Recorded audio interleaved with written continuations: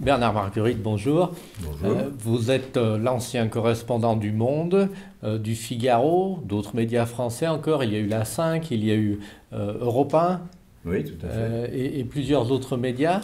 Vous êtes assez connu en Pologne comme le correspondant français en Pologne depuis les années 60, avec une petite parenthèse au début des années 70 quand la dictature communiste vous a expulsé pour quelques années. Et vous habitez tout le temps en Pologne, dans la région de Varsovie, où vous nous recevez dans votre maison. Et alors cette année, la Pologne fête le centenaire de son indépendance. Et ma première question, c'est est-ce que cela se fêtait aussi, donc pas le centenaire, mais l'anniversaire de l'indépendance à l'époque communiste? Eh ben non, évidemment, les communistes n'étaient pas du tout désireux de rendre hommage à la Deuxième République polonaise, et au contraire, c'était pour eux une époque noire, et l'histoire de la Pologne commençait avec le régime communiste. C'est d'ailleurs une maladie qui est assez récurrente en Pologne, où chaque système nouveau prétend commencer l'histoire du pays. En réalité, il y a une continuité, et c'est très heureux que l'on puisse reconnaître aujourd'hui une partie de cette continuité. Je crois que cet anniversaire est extrêmement important, et très important pour les Polonais dans le pays, et pas seulement, parce que là je reviens d'une tournée au Canada, aux États-Unis, où j'ai eu l'occasion de donner des conférences, notamment dans les milieux polonais, et les milieux polonais de l'immigration sont aussi très très fiers de pouvoir célébrer cet événement.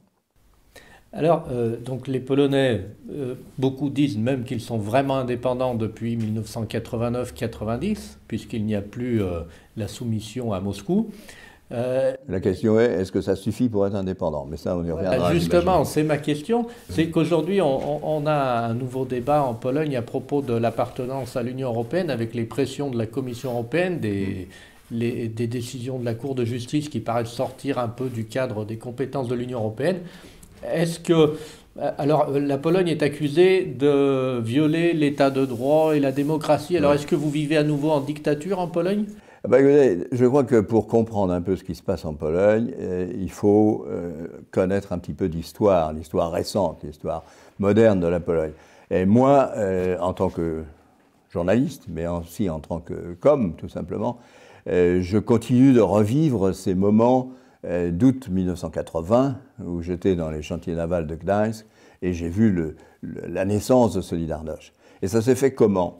Ça s'est fait avec des jeunes ouvriers qui avaient 20 ans, 25 ans, hein, et qui étaient à genoux, priaient et avaient dans leur cœur et dans leur expression les leçons de Jean-Paul II.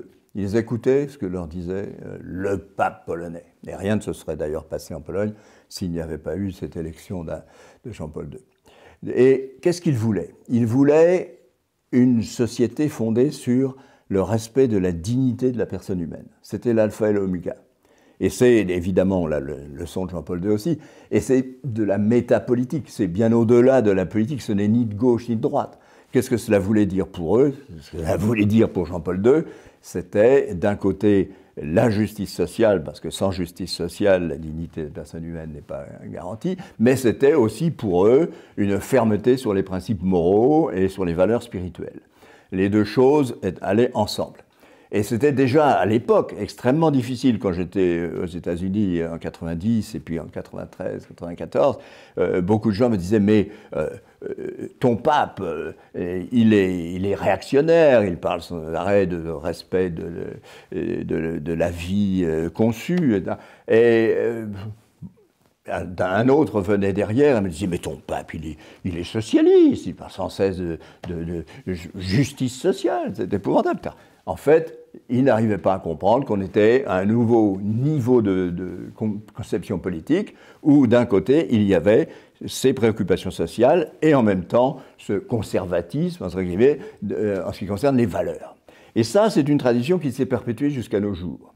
Et quand on regarde ce que fait, par exemple, le parti au pouvoir maintenant, on voit qu'il y a cet élément à la fois de justice sociale, protection de la famille, etc., 500 plus, etc., et en même temps une fermeté sur les valeurs morales et spirituelles. Est-ce que cela veut dire conservatisme? Est-ce que cela veut dire fascisme? Bon, c'est absurde d'évoquer ces mots-là quand on considère la politique actuelle. Et alors, ce qui s'est passé, c'est qu'ensuite, on a eu 89 et un passage à un nouveau système qui s'est fait par un accord conçu entre les modérés d'un côté, les modérés de l'opposition, les modérés côté communisme, et on a créé une petite indépendance où chacun, finalement, y retrouvait sa part. Ce qui fait que, à l'issue de tout cela, au lieu d'avoir une politique fondée sur l'affirmation de la dignité humaine, on a eu une politique de choc-thérapie, comme on l'a dit, thérapie de choc, et puis néolibéralisme pur et dur, avec des années extrêmement difficiles pour les gens les moins fortunés. En même temps, 15% de la population s'est développée très très bien et a pris des postes de direction, etc. Et on a assisté à quoi? On a assisté à une alliance entre les anciens communistes qui avaient accepté ce changement et ceux de Solidarność qui ont accepté aussi d'oublier un peu leurs idéaux et de passer au néolibéralisme. Et ça s'est fait sous la pression, par exemple, de professeurs américains comme Jeffrey Sachs, etc. Entre parenthèses, lorsque j'en parlais avec le professeur Galbraith, qui est peut-être le plus grand économiste du XXe siècle à Harvard, et il me disait « Mais qu'est-ce que vous faites en Pologne ?» C'était dans les années 90. Qu'est-ce que c'est que ce capitalisme sauvage du XIXe siècle? On en voudrait pour rien au monde aux États-Unis. Mais je lui disais « Mais c'est votre élève, Jeffrey Sachs, qui peut... » Et là, je me souviens, il avait un sourire charmant. Il m'a dit « Oui, oh, Jeffrey Sachs est un gentil garçon. Il faut le laisser grandir, il va grandir, etc. » Donc il traitait ça un peu avec une certaine condescendance. Et Jeffrey Sachs, d'ailleurs, a grandi. Maintenant, il dit des choses tout à fait différentes de ce qu'il disait en Pologne dans les années 90. Mais le résultat a été que, pour faire court, que la majorité de l'appareil judiciaire, beaucoup dans les médias, la majorité de l'appareil administratif, a continué sur sa lancée de l'époque communiste. Donc ça s'est perpétué. Il n'y a pas eu jamais, il y a eu une tentative pour le faire, ce qu'on a appelé la lustratia, c'est-à-dire d'essayer de retrouver des gens qui s'étaient compromis à l'époque communiste et de les mettre de côté. Bon, certains ont réussi à bloquer ce qui fait que la maladie infantile, disons, de la Pologne indépendante, plus ou moins entre guillemets, a été que, en fait, elle était d'une certaine façon la continuation de la période précédente, avec une partie de Solidarność qui a accepté d'aller avec eux.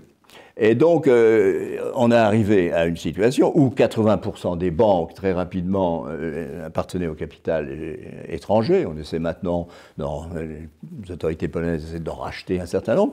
80% des médias appartiennent toujours au capital étranger. Hein. Les 2/3 de l'administration sont issus de ce qu'elle était autrefois. Et donc, on a une situation où l'indépendance véritable d'un pays, qui dépend quand même du système judiciaire, du système bancaire, des médias, etc., est en fait plus ou moins un leurre. Alors, les Polonais ont supporté ça pendant très longtemps, notamment grâce à des médias acquis à la cause de cet effort néolibéral, voulu d'ailleurs par Bruxelles. Et puis, il y a quelques années, ils ont dit, bon, quand même, ça suffit, sauf il serait temps de retrouver justement notre dignité. Et c'est ce que nous avons maintenant. Je ne dirais pas que tout est parfait. Ce n'est pas une question de savoir si on doit accepter la fermeté sur les principes moraux et spirituels, ou si la justice sociale doit être respectée, etc. Chacun peut avoir des idées différentes, mais en tout cas, cela n'a strictement rien à voir avec les épithètes qu'on utilise très souvent dans la presse occidentale pour dépeindre la situation en Pologne. Alors, en revanche, il y a un clivage qui est un clivage assez permanent, même dans l'histoire de la Pologne, entre, d'un côté, c'est l'attitude que l'on a à l'égard de la polonité, polskość, Est-ce qu'on doit être fier d'être polonais? Est-ce que dans l'histoire de la Pologne, il y a des éléments, ou dans la littérature, dans la science, n'importe quoi, des éléments qui font que nous devons être fiers d'être polonais, comme d'ailleurs les gens de la Polonia le sont beaucoup, ou bien est-ce qu'on a eu une histoire lamentable et pénible, triste, on est un pays attardé, et donc tout ce que nous pouvons faire, c'est essayer de prendre ce qu'il y a ailleurs, à l'Europe occidentale, et essayer d'attraper cette modernité, entre guillemets. Bon.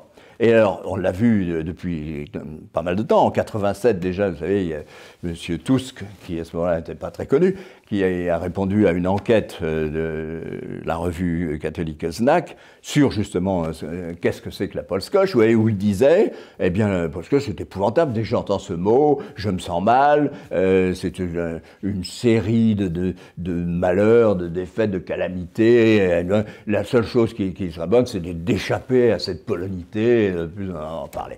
Bon. Et cette attitude a été parfois reprise par des gens tout à fait recommandables et intellectuellement de haut niveau, comme par exemple le professeur Keremek, qui lui aussi disait « Ah, tout ce que nous pouvons faire, c'est essayer d'attraper les valeurs de l'Europe occidentale. » Bon, et d'autres ont suivi. En revanche, et en même temps, avec cet effort qui était très, très courant dans les années 90 dans le pays, et même dans les années 2000 ensuite, il fallait oublier l'histoire. Et on a même essayé de plus ou moins supprimer les leçons de l'histoire dans les écoles et dans les lycées, etc.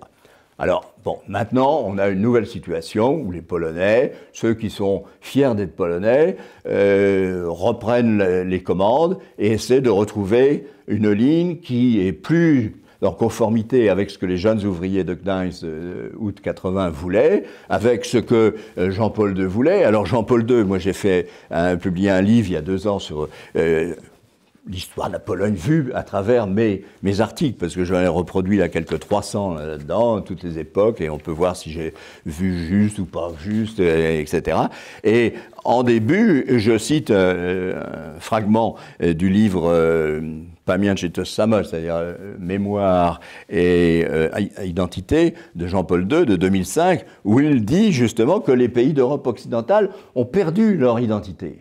Hein, et qu'au contraire, les pays d'Europe centrale, justement dans la lutte contre le communisme, qui les a endurcis, qui les a moralement a fait qu'ils sont devenus encore plus forts, ont conservé leur identité.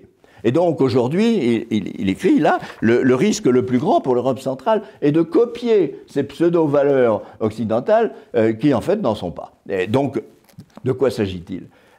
Aujourd'hui, on peut se demander comment quelqu'un... vous savez ce que disait le président Hollande à Madame Szydło, lorsqu'elle était Premier ministre. C'était assez navrant parce que c'était à la fois très sincère, en même temps extrêmement cynique. Il lui disait vous avez les valeurs, mais nous avons les fonds. Hein?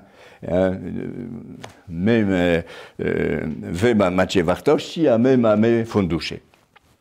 Et effectivement, c'est un peu ça. Mais le président Macron aujourd'hui est un peu plus, disons, désorienté, je dirais, parce que il ne semble pas comprendre la complexité de la situation polonaise. Et il parle lui aussi de dignité de la personne humaine. D'ailleurs, c'est très drôle de voir que, en fait, le président Macron et le président Duda, qui était tellement critiqué par Macron, etc., sont de la même famille spirituelle. Et ils sont tous les deux issus du personnalisme chrétien. Et en même temps, apparemment, ils n'arrivent pas à réellement voir qu'en fait, ils sont dans une même mouvance intellectuelle et spirituelle. Pourtant, Macron, tout récemment, en Slovaquie, a déclaré que la Pologne, comme la Hongrie, était gouvernée par des esprits fous qui mentaient à leur peuple. Oui, mais ça, il ne comprend pas. Alors, dans tous les domaines, on voit aujourd'hui ce qui se passe, les attaques sont invraisemblables. Moi, je m'occupe d'une association de médias. Nous avons fait à Varsovie, en juin, une conférence avec des gens de 18 pays, notamment des Américains, des gens très très bien, qui sont arrivés en disant « Ah, on va parler des médias, et des médias en Pologne, c'est épouvantable, il n'y a pas de liberté de la presse, comme chacun sait. » Et puis, ils sont arrivés là, et un d'entre eux a dit « Bon, c'est effectivement, le pouvoir essaie de contrôler plus ou moins les médias publics. la télévision, la radio, c'est peut-être regrettable. Bon, mais enfin, ça a toujours été fait par tous les gouvernements précédents et personne ne s'en est ému. Et de toute façon, ce qu'il faut voir, c'est que les médias publics, par exemple, touchent à peu près 15% de l'audience en Pologne et que 80%, plus de 80% des médias dépendent du capital étranger et font ce qu'ils veulent et attaquent tous les jours très ouvertement. Donc non seulement il y a un pluralisme, mais le pluralisme est anti-gouvernemental la plupart du temps. Donc c'est des choses qu'on ne voit pas du tout à Paris, par exemple. Le problème judiciaire aussi, on a vu que dans la période précédente, les juges, beaucoup de juges qui malheureusement aussi étaient dans la mouvance précédente, comme je l'ai dit, se montraient tout d'un coup extrêmement faibles à l'égard de gens de la mafia, des mafias qui se sont réunis en Pologne, la mafia italienne avec la mafia russe, etc. Et avec toute cette série de suicides plus ou moins inexpliqués et d'affaires les unes après les autres, de corruption grandissante, etc. Bon, donc c'était une situation qui n'avait rien de commun avec le respect de la dignité de la personne humaine que nous avions. Bon, allez, M. Macron devrait le voir lui aussi. C'est un peu triste, tout simplement, et il est certainement mal informé, qu'il ne puisse pas reconnaître que la situation en Pologne est beaucoup plus complexe. Et beaucoup de Polonais, aujourd'hui, considèrent que Jean-Paul II avait parfaitement raison et que l'élan moral, l'élan spirituel dont l'Europe a besoin, il est maintenant dans les pays d'Europe centrale. Et il est maintenant en Pologne notamment. Et comme on le dit souvent, s'il doit y avoir un renouveau de l'Europe, il passera par un renouveau d'abord de l'Europe centrale. Et donc c'est l'inverse. Si M. Macron cherche la dignité de la personne humaine, eh bien, qu'il vienne en Pologne, il la trouvera. Quand on écoute aujourd'hui les correspondants des journaux pour lesquels vous avez travaillé, on entend un discours complètement différent. Oui. Que pensez-vous de la couverture de la Pologne par les médias français aujourd'hui? Alors ça, je ne veux pas du tout juger mes collègues. Chacun fait ce qu'il veut, j'espère, et le fait avec honnêteté. Il me semble que peut-être ce qui influe beaucoup sur la situation, c'est le fait que Bruxelles dicte une politique, et M. Macron est très favorable à cette politique aussi, néolibérale. Hein. Et d'ailleurs, c'est une politique un peu anti-Janoschik pour un Polonais, ou comment on dit, le contraire de Robin des Bois. C'est-à-dire, on prend l'argent aux pauvres pour le donner aux riches. Bon. Mais en gros, on fait en sorte que le business puisse fonctionner correctement, on donne des facilités, des dégrèvements d'impôts, etc. Et en revanche, on augmente les impôts sur le citoyen moyen. Bon, ça n'a jamais fonctionné. Ça n'a pas fonctionné avec Mme Thatcher, ça ne fonctionne pas maintenant. Ça crée une spirale de crise et il faudrait quand même, à un moment ou à un autre, en changer. Évidemment, cette politique n'a rien à voir avec les idées de Jean-Paul II, avec les idéaux de Solidarność, où il s'agissait de concilier le marché, l'économie de marché, avec la solidarité. Et donc, la Pologne qui revient à ces idéaux-là est une Pologne dont Bruxelles ne veut pas. Elle était beaucoup plus tranquille lorsque la Pologne, disons avant l'élection du président Duda, ouvrait largement ses portes au business, qui faisait occidental, qui continue de faire à peu près ce qu'il voulait en Pologne, rachetait 2/3 de l'industrie polonaise, etc. Donc tout ça marchait très bien. Maintenant où on essaie de changer, disons, de priorité, évidemment, cette Pologne gêne, cette Pologne ennuie. Et je pense que c'est un peu... Les médias, malheureusement, sont en France aussi plus ou moins à la botte d'une certaine tendance politique. C'est très dommage. J'ai travaillé aussi pour Le Monde diplomatique et je me souviens qu'Ignacio Ramonet, qui en était le directeur, avait fait un article excellent pour montrer les problèmes des médias en France d'une manière générale, et liés au fait qu'il y a une concentration, d'ailleurs comme aux États-Unis, entre quelques groupes. Mais en France, ça va un peu plus loin parce que les deux groupes principaux, disons, qui contrôlent les médias, c'est Lagardère et Dassault, sont, comme par hasard, tous les deux liés à l'industrie de l'armement. Bon, c'est pas pour quelque chose qui est naturellement lié à, disons, une certaine autonomie des médias, indépendance des médias, indépendance de vue. Alors, bon, moi, je ne sais pas. Boeuf-Méry, qui était mon maître au monde, mon premier directeur, et qui était un homme absolument fantastique, avait une formule, il disait, vous savez, comme journaliste, je ne vous demande pas d'être objectif, parce que d'abord, ça n'existe pas, et deuxièmement, c'est une notion fade. Ayez vos passions, oui, engagez-vous, c'est très bien, mais justement, je vous demande beaucoup plus que l'objectivité, je vous demande l'honnêteté intellectuelle. Il faut, malgré toutes vos passions, malgré ce à quoi vous croyez, il faut rester toujours avec cette honnêteté intellectuelle. Bah, j'ai l'impression que maintenant, c'est sur des valeurs qui se perdent un peu et qu'on refuse de voir. D'accord. J'ai une question un petit peu à la marge que je voulais vous poser en raison de votre rôle en 1968. Où vous avez eu des discussions avec Adam Michnik, qui est aujourd'hui le rédacteur en chef de Gazeta Wyborcza, mais qui a joué un rôle très important au moment de ce soulèvement étudiant. Et c'est d'ailleurs pour ça, je crois, que vous avez été expulsé après, ou entre autres pour ça. Non, c'était pas pour ça. Ah c'était en début 71, donc c'était un peu... je peux vous dire pourquoi, mais bon...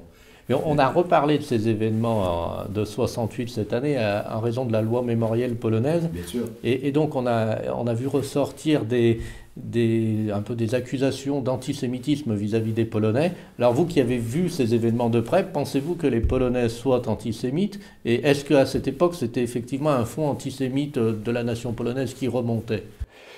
Non, je ne le crois pas. Mais d'abord, bon, il suffit de visiter le magnifique musée qui s'appelle Polin, qui est à Varsovie, et à chaque fois que j'y vais, j'aime bien y aller. On voit ce qu'a été cette tradition de la présence de la communauté juive en Pologne, et qui date de milliers d'années. Et si la communauté juive a pu fonctionner en Pologne, et si beaucoup de juifs ont fui l'Europe occidentale pour être en Pologne, c'était probablement parce que c'était un pays de grande tolérance traditionnellement. Alors, ce qui s'est passé en 68, c'était à la fois beaucoup plus grave et beaucoup plus tragique, parce que c'était le résultat de la politique soviétique, qui toujours a été de diviser chez les voisins pour mieux régner. Et alors là, il faut revenir aussi à l'histoire. Vous savez qu'il y a eu une résistance polonaise communiste avec Gomulka dans le pays. Et aussi, à ce moment-là, la plupart des dirigeants ou des responsables des partis ouvriers polonais d'avant-guerre se sont réfugiés à Moscou.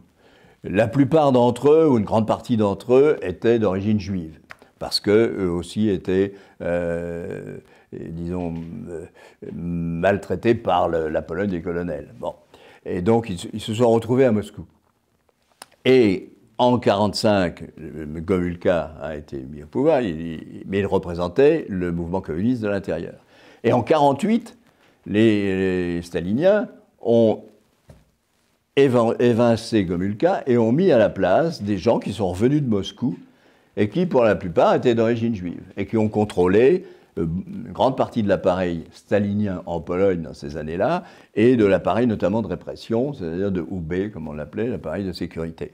Donc ça, une grande partie des gens dans le pays, y compris dans le Parti communiste, en ont conservé un sentiment, disons, d'aversion. Et ça, c'est apparu en 68, fomenté par des gens à l'intérieur du parti qui étaient hostiles à cette tendance, disons, de ces gens revenus de Moscou à l'heure actuelle. Mais d'une manière générale, je dirais, et je m'en réjouis beaucoup, que en 68, M. Michnik, que je ne connaissais pas, est venu frapper à ma porte un jour avec M. Schleifer, et ils m'ont dit, vous savez, le 8 mars, il va y avoir une grande démonstration à l'université, ce serait bien que le monde soit représenté, alors, bon, venez, etc.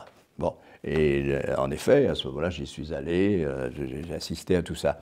Mais on ne peut, à mon avis, en aucun cas d'ailleurs, vous savez que l'épouse aujourd'hui du président Douda est elle-même représentante de la communauté juive, si on peut dire, son père était est toujours un remarquable poète et qui a écrit des vers extrêmement émouvants sur le pogrom de Kielce et d'autres choses de ce genre. Donc, il paraît, à chaque fois qu'il y a une fête juive, elle est célébrée au palais présidentiel et tous les le grand rabbin et les autres représentants de la communauté juive, les principaux représentants sont là. Donc, ça paraît peu vraisemblable de dire que dans ces conditions, il y a un antisémitisme en ce moment. D'ailleurs, en ce qui me concerne, je dois dire que j'étais en Israël, bien entendu.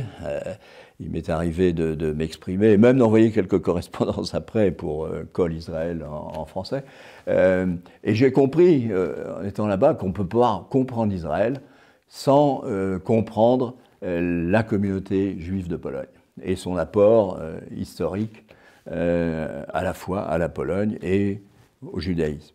Et inversement, il me semble qu'il est impossible de comprendre aujourd'hui la Pologne, aujourd'hui et pas seulement aujourd'hui, c'était vrai hier également, de comprendre la Pologne sans référence à l'apport absolument extraordinaire de la communauté juive de Pologne pendant ce millénaire. Donc, dans ces conditions, il me semble que l'antisémitisme ici serait déplacé, malgré toutes ces raisons politiques fomentées, disons, par les soviétiques et par le Kremlin à cette époque dont nous avons parlé. Bernard Marguerite, merci. Mais c'est moi qui vous remercie infiniment, c'est un grand plaisir.